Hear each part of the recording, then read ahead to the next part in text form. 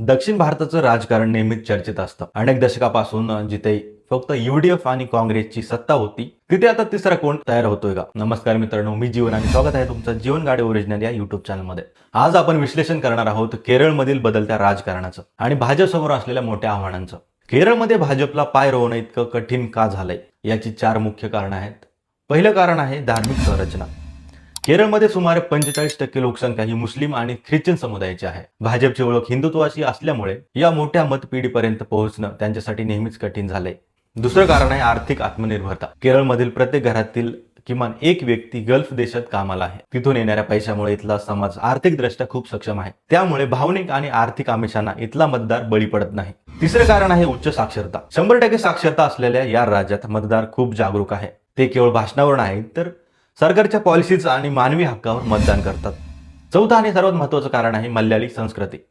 केरळची स्वतःची एक वेगळी खाद्य संस्कृती आहे. बीफ बॅन यांसारख्या मुद्द्यांना तिथला समाज वैयक्तिक स्वातंत्र्यावर गदा समजतात. त्यामुळे भाजपला तिथे विरोध होतो.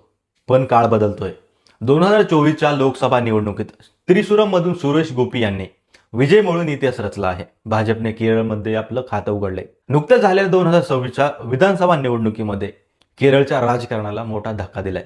सर्वात महत्त्वाची गोष्ट म्हणजे भाजपने 3 जागा जिंकल्या आहेत. जरी हा आकडा छोटा असला तरी भाजपचा वोट शेअर बँक वाढत आहे आणि त्यांनी आता ख्रिश्चन समुदायाला आकर्षित करण्यासाठी एक नवीन मायनॉरिटी कार्ड रणनीती आखली आहे. आता प्रश्न उरतो की भाजप केरळ जिंकू शकेल का? केरळमधील तरुण आता बदलाच्या शोधात आहे.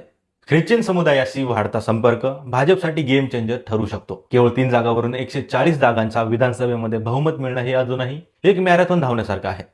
मित्रांनो, केरळमध्ये भाजपने प्रवेश तर केलाय, पण सत्तेपर्यंत रस्ता अजून बराच लांब आहे. तुम्हाला काय वाटतं? ख्रिश्चन मतदारांची साथ मिळाल्यास भाजप 2026 नंतर केरळमध्ये मुख्य विरोधी पक्ष बनेल का?